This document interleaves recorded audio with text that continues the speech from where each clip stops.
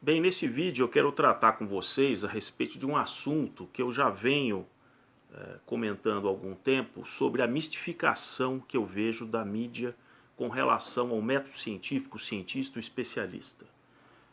Por isso que eu fiz alguns vídeos introdutórios aqui no canal, onde eu mostro como começou a pesquisa científica, a ideia filosófica que fez cairmos na metodologia do método científico. Agora, progressivamente eu também fui mostrando como, principalmente ao longo do século XX, muito dessa pesquisa científica se tornou ou uma bandeira ideológica ou uma indústria, né, para captar recursos para que certas teses fiquem ad eterno sendo remoídas em nome do método científico. Através de muitas revistas científicas, de muitas associações de especialistas, se criam, de certa forma, clubes onde há toda uma proteção para a publicação de certos artigos em detrimento de outros, né? E através daqueles, muitas vezes, já se tem um relacionamento já meio carimbado com alguns veículos de imprensa para simplesmente só ratificar aquilo que está sendo dito por alguns especialistas, que eu já comentei, que muitas vezes se observa que para tratar certos temas sempre são chamados os mesmos especialistas. O que sempre me chamou a atenção é que na ciência, no próprio método científico, existe toda uma, uma contraposição de hipóteses e teses. Então é extremamente curioso que só apareçam sempre os mesmos especialistas. Então eu vou me basear num texto aqui do início de 2019. Em cima desse texto, que é uma coluna escrita por um cientista, sobre um tema que nós vamos tratar aqui, e ao longo do que é apresentado nesse texto de janeiro de 2019, eu vou fazendo um paralelo de muita coisa que eu já tenho pesquisado. O que me chamou a atenção da questão de todo esse discurso com relação ao chamado aquecimento antropogênico da atmosfera, do planeta, é que, como eu já comentei com vocês, existem algumas coisas que você acaba estudando, como por exemplo, eu já citei a termodinâmica. Então, a termodinâmica está na base de toda e qualquer análise que possa se fazer a respeito de clima, a respeito de aquecimento, está na termodinâmica. Então, sem querer entrar na esfera, de fato, dos climatologistas, mas nós usamos as mesmas ferramentas de análise da termodinâmica. Então, quando, por exemplo, ao começar a ler alguns textos, eu comecei a me lembrar da boa e velha segunda lei da termodinâmica, né? Que, como já tratei aqui em vídeos anteriores, a segunda lei da termodinâmica trata exatamente da transferência de energia, de calor, de circuitos mais quentes, como uma caldeira, para os circuitos de menor temperatura, gerando o que a gente chama de trabalho, ou seja, você consegue extrair uma potência só com essa troca de energia da fonte mais quente para a fonte mais fria, né? Ocorre que nesse processo, o que depois na entropia, na termodinâmica é estudado, você não consegue executar esse ciclo sem que no final do processo haja uma elevação do nível de entropia, ou seja, a entropia no final do processo é maior do que o início. O que seria essa entropia? É o quanto, de certa forma, de energia que não foi diretamente gerada para criar o trabalho, ou seja, parte da energia da fonte quente que passou para a fonte fria, ela não foi consumida totalmente para gerar trabalho. Se isso fosse possível, você teria inventado uma bomba térmica com 100% de eficiência e a energia no final, num estado menor, você conseguiria jogá-la para um estado maior de temperatura e o ciclo começaria. Toda máquina térmica, toda bomba térmica, ela precisa de alguma fonte, um repositório de uma energia adicional que insira de novo naquele sistema aquela parcela da entropia que não foi usada para gerar trabalho.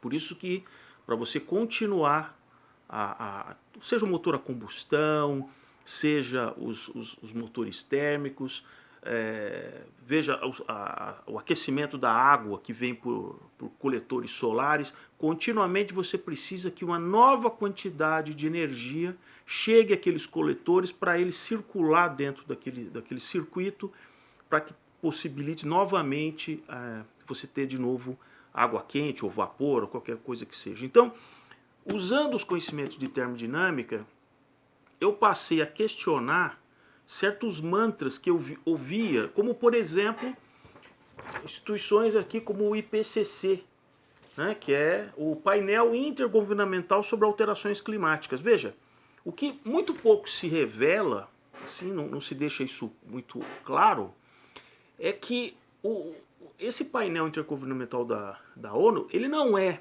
100% uma instituição científica. Ela é uma instituição híbrida. Ela tem pessoas convidadas para participar que são cientistas, mas a maior parte são pessoas designadas pelos países que fazem parte com seus interesses políticos. Então, na verdade, uma instituição como essa, aquela velha técnica de você pegar realmente um especialista para validar as concepções políticas que estão por trás. A maioria, quem decide ali, não são realmente cientistas. São cientistas que são, vamos dizer, cientistas ali do grupo, né, que faz parte aquele poderio e tal para introduzir isso como uma política multilateral, de organismo multilateral. Então, eu reuni aqui um breve material sobre algumas questões do ponto de vista, veja, do ponto de vista para como dentro do bom e velho método científico, para questionarmos. O objetivo é assim, questionar. Eu tenho dúvida com relação a tais e tais argumentos que são apresentados. Eu tenho o direito de questionar, né, com base na termodinâmica e nos dados reais. Então eu vou pegar então essa coluna, onde na manchete, e evidentemente é muito provável que a manchete não foi escrita pelo cientista, né? Então a manchete era a seguinte: negação da ciência.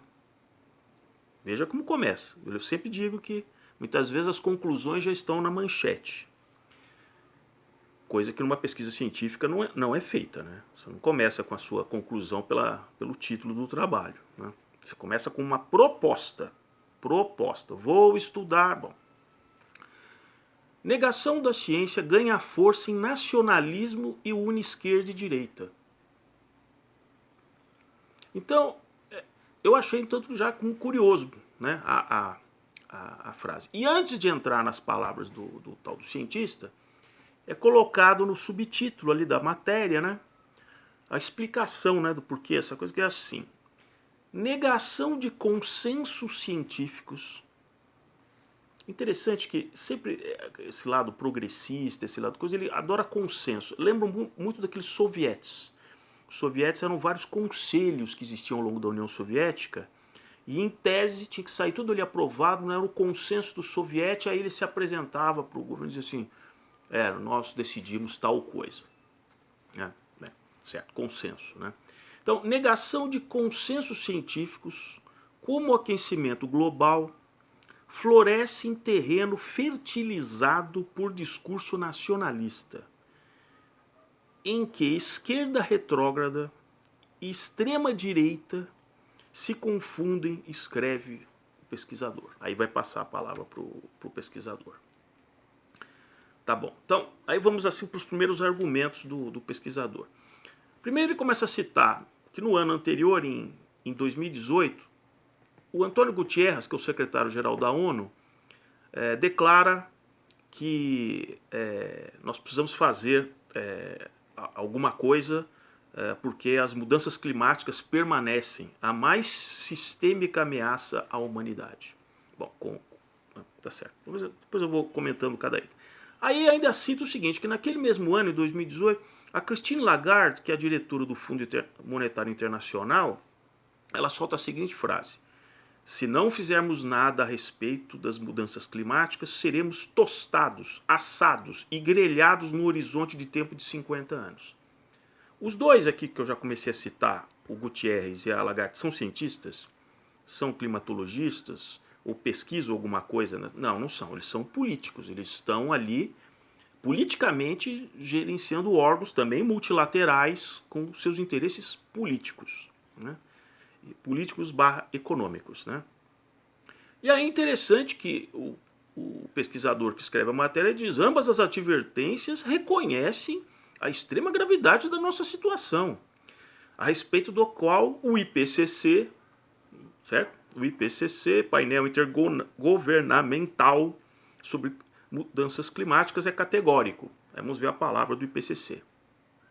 O aquecimento do sistema climático é inequívoco. Isso é científico? Pergunta ao IPCC. Isso é científico? Eu nunca vi em qualquer tese, coisa assim, a menos que ele esteja falando como uma lei, como questão da primeira lei, da segunda lei da termodinâmica, usar em algum trabalho científico a palavra inequívoca. A influência humana sobre o sistema climático é clara. Limitar a mudança climática requer reduções substanciais e contínuas de emissões de gases de efeito estufa. Então, assim, é óbvio, então, que a ONU tem um propósito de limitar essas emissões, principalmente de onde? Dos países que não terão condição econômica de fazer uma transição para uma energia muito mais cara, mais dita limpa, para que esses países mais pobres não compitam com aqueles países que já estão numa situação econômica e de infraestrutura melhor, mas que hoje decidiram usar grande parte da sua matriz energética vindo de outros países. Então vejam, por exemplo, na maior parte da Europa hoje é dependente do gás que vem da Rússia, né? Então é claro que esses países estão preocupados com isso, dado que eles fizeram essa opção, foi uma opção econômica, para eles era melhor, eles não têm que gastar com a usina, com a produção, com o sistema de controle, não, basta ele ligar a torneira do gasoduto que vem da Rússia. Agora, isso tudo tem um custo, né? E evidentemente que eles não querem, no meu juízo, competidores novos, né, produzindo algo de uma maneira tão barata. Lembrando que quando a máquina a vapor foi em larga escala utilizada pela Inglaterra na Revolução Industrial, ela simplesmente pelo mundo afora, como eu já citei em alguns vídeos, ela conseguia colocar um produto dela, porque o custo de produção dela era tão baixo, e esse custo de produção era tão baixo, principalmente pelo acesso a máquinas térmicas de geração de potência, de geração de trabalho, que nunca tinha sido feito, né? Então foi uma vantagem competitiva gigantesca para quem dominou as máquinas a vapor naquele início do século XIX. Aí, vamos continuar aqui com o tal da análise aqui do especialista, né? Aí começa com umas questões que eu acho interessante. Eu falei, bom, passada essa primeira fase, aqui na primeira página, então eu falei, bom, agora vamos aos fatos. Vamos começar a colocar os fatos aqui? Não, aí começa por sempre tem um desvio retórico interessante nesses tipos de... O negacionismo climático. Ah, interessante, né? Entre a ciência, no método científico, sempre há uma confrontação. Mas hoje, então, esse tema, você passa a ser negacionista. O negacionismo climático é só mais uma dessas crenças, ao lado do criacionismo e do terraplanismo. Mas quem está falando aqui de terraplanismo? Por que está enfiando o terraplanismo, o criacionismo numa discussão? Eu quero ver os números. Não estou interessado sei o quê. O que é isso aqui, né? Então, o negacionismo climático é só mais uma dessas crenças, ao lado do criacionismo e do terraplanismo. E seu repertório esgrime as mesmas surradas em verdades 1000 vezes refutadas. Vocês entendem que isso aqui é uma narrativa no sentido de dizer assim, cientista sou eu e meus colegas que estamos concordando com a ONU. Você pode ser PhD, você pode ser... Não, você é negacionista, você não é cientista. Você acredita em crenças. Eu não. Bom, então, aí também nesses textos aparece assim, olha, essas ideias negacionistas, no fundo elas estão ligadas a lobistas. E aí cita dois grandes fundos aqui, não vou citar o nome, que são corporações que injetam milhões de dólares em lobby, disseminadores de desinformação sobre as mudanças climáticas. Bom, peraí. Primeiro vamos falar o seguinte, se nós estivermos falando, por exemplo, de um país como os Estados Unidos, a atividade do lobby é legal, é legalizada. Todo mundo sabe quais são as empresas, as fundações que são lobistas dos interesses do seu segmento. Isso é legalizado nos Estados Unidos e é controlado. No Brasil, infelizmente, a palavra lobby, ela virou um simulacro de suborno, sabe? Simplesmente de cooptação de agentes do poder público para um favorecimento ilícito. Não é isso que se trata. Lobby é uma atividade legalizada, não só nos Estados Unidos, em outros países, onde você defende os interesses de por que você acha que temos que ampliar a produção disso, por que você acha que as hidrovias, por que você acha que as ferrovias são assim. Isso é o lobby. O Abraham Lincoln, por exemplo, ele era um advogado, antes de seguir para a carreira política, e lobista das empresas ligadas às ferrovias, contra as empresas dos barcos, daqueles steamboats dos rios. A tecnologia dos trens era mais nova e começava a ser um concorrente das hidrovias, e os donos das grandes companhias já estabelecidas, eles passaram a se opor a, por exemplo, que uma ponte ferroviária fosse feita num rio onde um barco ia passar. O Abraham Lincoln começou a advogar para essas empresas e também fazendo um lobby junto que as leis acomodassem tanto o meio de transporte já existente dos barcos como dos trens. Então, ele foi um lobista para as empresas de trem. Então, essa história também de tentar deslegitimar aqueles que estão se opondo, simplesmente chamando de lobistas, isso aqui também é muito frágil, né? E aí entra numa coisa que é repetida por todos, então passa a ser aquela coisa que todo mundo repete, mas ninguém chega no detalhe, né? Que é assim, como se fosse possível em pleno 2018 desenvolver-se, afundando ainda mais o pé no acelerador do colapso socioambiental, a que um próximo aquecimento médio global superior a 2 graus vai nos condenar. Esse mantra dos 2 graus aparece em vários textos. Todo mundo fica pensando, se subir 2 graus, se subir 2 graus. Pois é. Nos condenará. Tá bom. E aí começa-se a fazer umas projeções, como por exemplo assim, dos 41 bilhões de toneladas de CO2 atuais. Então assim, já é uma frase errada, sinceramente errada, do ponto de vista conceitual. Dos 41 bilhões de toneladas, são chamadas gigatoneladas, né? GT, de CO2, que esse é o termo que é utilizado para medir isso. Devemos passar a emitir apenas 18 gigatoneladas. E, enfim, 18 toneladas em 2030 e chegar a zero em 2050, zero de emissão. A partir daí, devemos sequestrar o CO2 acumulado na atmosfera. Bom, por que isso tem um erro conceitual? Em levantamentos aqui de fato de climatologistas que não concordam com isso e que têm acesso aos mesmos dados do que gera na Terra. Então tem alguns erros conceituais, como por exemplo, toda atividade humana estimada das fábricas, de todas as atividades humanas, jogam na atmosfera algo como de 6 a 7 gigatoneladas de CO2 por ano. Então, por que eu digo que tem um erro conceitual? Porque quando aqui na frase é dito assim, dos 41 bilhões de toneladas de CO2 atuais o quê? Assim, isso aqui é por século, é por mês, já estavam no mundo. O que é 41 bilhões de toneladas, né? Aí diz assim, devemos passar a emitir apenas 18 gigatoneladas em 2030. Então, quer dizer, ele está querendo 18. De onde que tirou 18 gigatoneladas? Se hoje nós produzimos na atividade humana de 6 a 7 gigatoneladas. Ocorre que, veja, não só a atividade humana que gera o CO2. Nós também temos a vegetação, nós temos os vulcões e nós temos os oceanos. Quando nós somamos essa outra atividade que não está ligada diretamente aos seres humanos, são 200 gigatoneladas por ano que vão para a atmosfera. Ocorre que esse bombeamento de CO2 que vai para a atmosfera, em função, ora tem um aquecimento e ora tem um resfriamento, ora as plantas estão capturando CO2, ora elas estão, existe um balanceamento.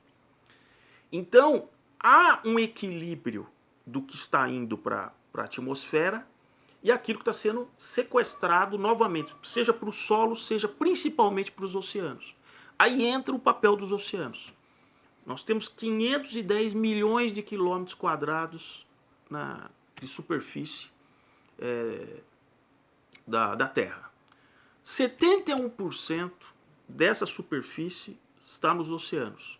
Então, quando nós pegamos, por exemplo, tabelas que muitos de nós já aprendemos isso desde o ginásio, né, como se dizia o ginásio, nós lembramos de que na atmosfera nós temos ali 78% de nitrogênio, em torno disso, 21% em volume, né, de oxigênio, argônio em torno de 1%, e aí nós caímos para o CO2, 0,04% na concentração atual medida, 0,04% de CO2, que daria ali 400 partes por milhão.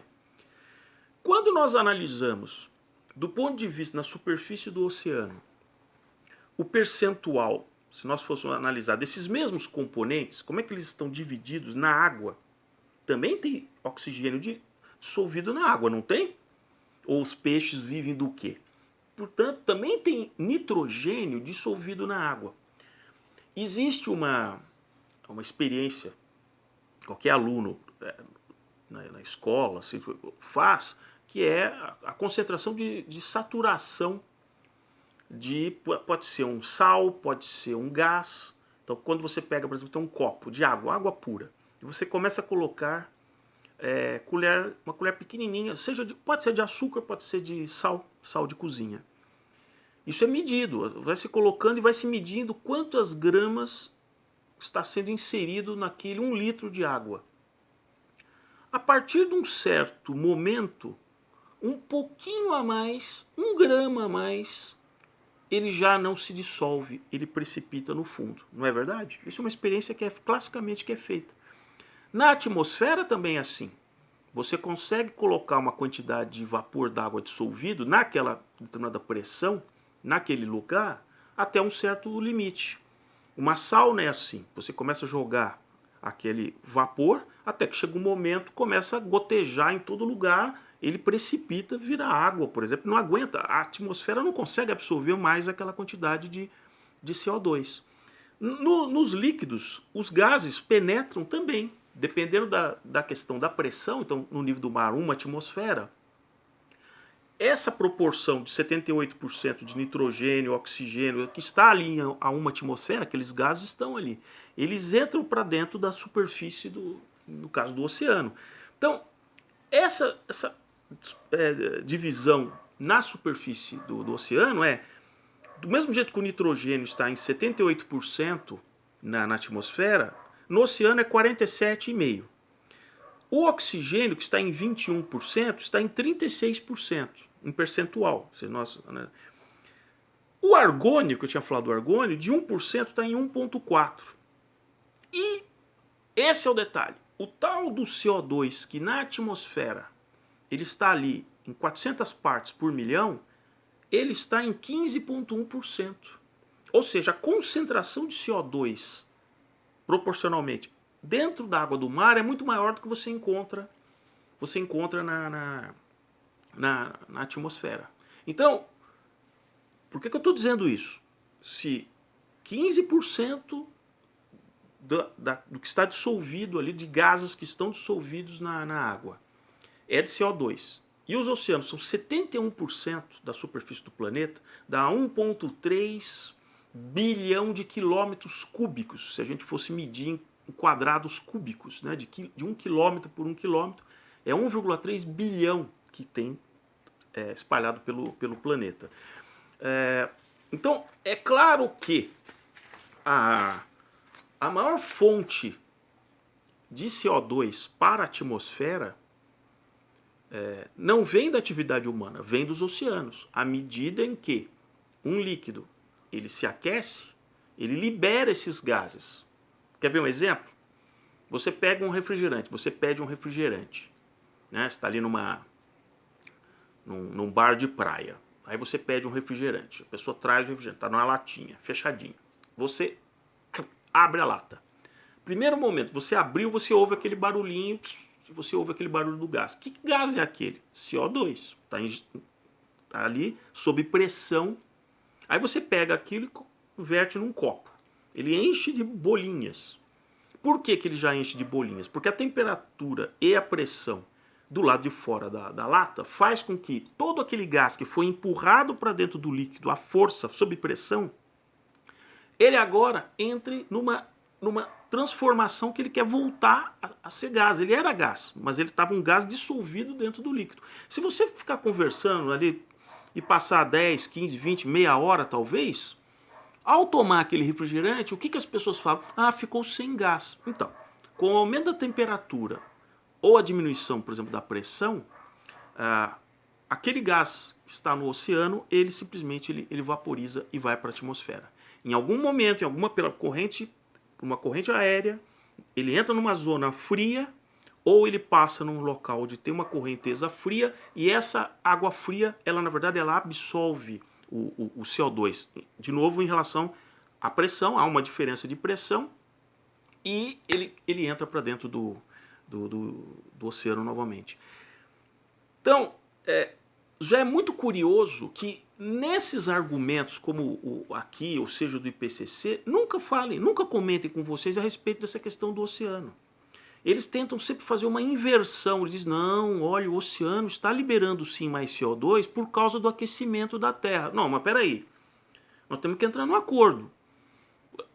Aqueceu porque usou hidrocarbonetos, porque tem toda a queima do petróleo, do gás, essa coisa, ou foi o oceano que ao se aquecer liberou mais CO2, porque a quantidade de CO2 dissolvida é muitas vezes maior do que você consegue produzir. E quem controla essa temperatura do oceano? Não é na Terra. Não, é o Sol. O Sol que chega aqui na Terra com 1.300 e poucos watts por metro quadrado, em função da reflexão e do campo magnético, eu já comentei isso num outro vídeo, cerca de 30% realmente toca o solo. Só que são muitos watts, né? Enquanto um lado da Terra está recebendo o Sol, o outro não está, mas aí 12 horas, 24 horas depois, em torno de 12 a 15 horas depois, ele já está recebendo de novo a insolação. Então há uma bomba contínua de calor chegando na Terra. Quem é que consegue, na sua maior parte do tempo, refletir essa luminosidade, essa potência? São as nuvens. Então, à medida em que a Terra está mais coberta de nuvens, e isso foi estudado, a temperatura aqui não se aquece tanto. Agora, em dias abertos, de céu claro, a temperatura começa a subir muito mais rápido, porque você não tem o nível que chama de albedo tão alto que consiga refletir a luz do Sol. Então, essas situações são muito... É muito curioso o fato de que não se leva em conta a questão dos oceanos, né? Por exemplo, se vocês pegarem em quem usa, por exemplo, plantas, criação de flores, de plantas que gostam de locais de estufa, eles injetam dentro dessas estufas CO2 e aumentam muitas vezes a taxa do CO2 para 1.200 partes por milhão. Então, 3 vezes mais do que nós temos hoje na atmosfera. E as plantas, elas crescem e adquirem a parte de raiz, a parte de muito mais rapidamente, se tornam muito mais robustas. Então, o que esses estudos sonegam é que eles dizem assim, não, mas veja, nós estamos medindo essa elevação da temperatura na Terra desde 1850, quando acelerou o processo da Revolução Industrial. Desde 1850, né? Como eu vi numa das matérias aqui, um climatologista comentando, a natureza, o clima, ele não segue o calendário. Então, por exemplo, já é uma coisa meio patética se dizer assim, choveu acima da média nesse mês. Assim, mas em fevereiro, quando é ano bissexto, você coloca a chuva dentro de fevereiro ou coloca dentro de março? Então, assim, onde que eu quero chegar?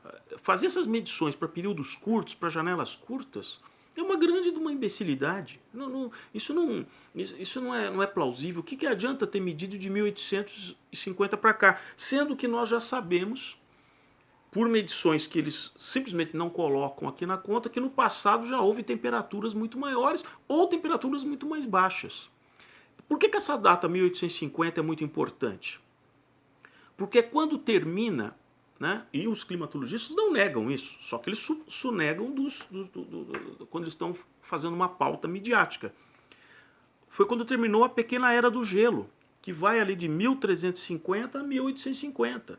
Né? Tanto que nos registros, seja na época do descobrimento do Brasil, as temperaturas que eles relataram, não que eles tivessem termômetro, assim, mas pelos relatos que eles tinham, a temperatura era muito mais baixa do que nós encontramos hoje. Na Revolução Francesa, isso também foi relatado, que havia uma sequência de invernos ruins ao longo de todo o século XVIII. E isso termina exatamente em meados do século XIX. Então, é sempre um joguinho estatístico usar como referência de aumento da temperatura 1850, porque bate com a Revolução Industrial. Quantos carros existiam? Quantos trens existiam? Qual era a capacidade deles jogarem CO2 para fazer um aumento de temperatura? E aí eles não explicam por que num gráfico desse tipo aqui, que pode estar meio borrado para enxergar, mas há um período aqui que vai de 1910 a 1946, onde a temperatura só cresce. Só cresce. Sendo que havia um período no final do século XVIII para até 1910 que a temperatura só caía. E aí, de novo, a partir de 1946, essa linha verde que eu fiz aqui com lápis, de 1946 a 1977, a temperatura média global também só caiu. Tanto é verdade, para que se vocês procurarem no final ali dos anos 70, se você olhar no Brasil, as manchetes do ponto de vista agrícola diziam assim, olha, o café foi dizimado no Paraná. É verdade. Por sucessivas geadas, à medida que as décadas foram passando, com maior incidência de geadas no Paraná, simplesmente acabou os cafezais. Eles mudaram para outras culturas, como soja, trigo, outra coisa aqui. Mas café só em algumas poucas regiões. E nos Estados Unidos, na mesma época, se vocês procurarem, caiu a chamada chuva branca, que é quase como se fosse uma neve, na Flórida, no Texas. Foi aí que a indústria de suco de laranja brasileira ganhou grande destaque, porque os laranjais da Flórida foram também dizimados. E ninguém explica como é que nesse período de 30 anos a temperatura só caiu. Vocês imaginam no pós-guerra como foi a produção de queima de combustíveis fósseis? O IPCC e esses tipos de analistas de gabinete, que eu chamo, não explicam isso. Aí dizem assim no relatório lá de 2013 do IPCC, talvez tenham sido condições naturais que sobrepuseram e tal.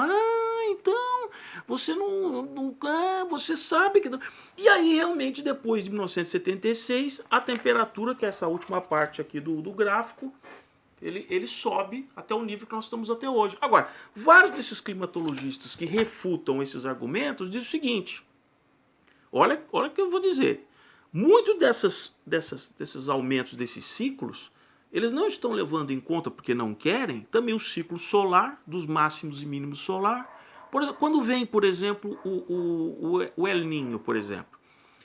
No final dos anos 90, por exemplo, teve El Niños que elevou a temperatura do Pacífico entre a Austrália e aqui a costa do Chile em 4 a 5 graus.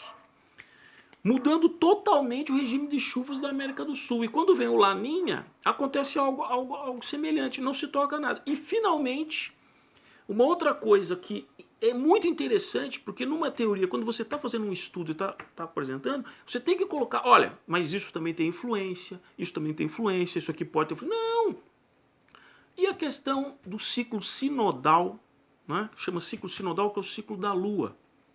A Lua não orbita em torno da Terra. E você lembra daquele pessoal lá indo lá para as Highlands, lá no Reino Unido, da Stonehenge, que tem aquelas pedras, né? Por que eles fizeram aquilo? Por que tem 19 pedras no ciclo interno e outras 50 no ciclo externo? Vocês podem procurar, tem vários já estudos sobre isso, que eles descobriram que aquilo era um calendário que ajudava na agricultura, porque eles perceberam que havia um ciclo, eles não conseguiam calcular no 10º, mas eles tinham a ideia do 19. Na verdade, o ciclo sinodal da Lua é 18,6 anos. Ou seja, se você imaginar a Terra e imaginar a Lua, ela não orbita aqui em torno da Terra, como a gente vê muitas vezes num desenho em 2D. Ela não está orbitando em torno, por exemplo, do equador da Terra. Sempre aqui, ó. Imagina a Terra e tem o equador e a Lua orbitando em torno do equador. Não! Ela orbita numa órbita enviesada em relação ao que é o equador da Terra. Só que esse enviesamento, ele chega a, se não me engano, 28 graus, qualquer coisa assim, ou 24 graus, e depois ela fica mais plana em relação ao equador, uns 18 graus. Isso leva 18,6 anos para ela mudar essa posição mais inclinada ou menos inclinada. Então, a cada mais ou menos 9 anos, muda esse sentido. Ora, ela está ficando mais inclinada progressivamente por 9 anos, e nos próximos 9 anos ela está voltando para uma posição menos inclinada. Ocorre que quando ela está mais inclinada, ela consegue cobrir nesse giro enviesado uma região do planeta que pega uma área muito maior dos oceanos. E lembrando que eles são 71%. Ao ela fazer isso, no mesmo período, ela não muda os 28 dias e pouco de translação em torno da Terra. Então, se ela tem que percorrer uma área maior, em relação ao mar, ela é como se ela estivesse passando muito mais rápido.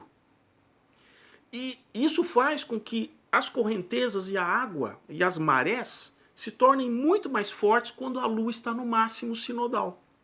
Quando ela está mais próximo do plano do Equador, ela pega praticamente só a região ali tropical dos oceanos, uma área de oceano muito menor. E isso tem forte influência na questão também da temperatura. E aí é muito interessante, porque são esses cientistas que sabem de tudo isso que eu estou falando que diz que o negacionismo climático é mais uma crença. Quem está tendo crença aqui? Quer dizer, eu refuto, digo assim, quem está tendo crença muitas vezes é quem está negando que as influências cósmicas, influências da própria constituição da Terra, atividade vulcânica e tal, tem uma influência maior do que dos seres humanos. É exatamente aquela soberba que eu digo que vem pegando grande parte da atividade científica, que diz assim, não, nós é que controlamos tudo, nós é que calculamos e tal. Sendo que tem muitos dados aqui que põem em questão esse tipo de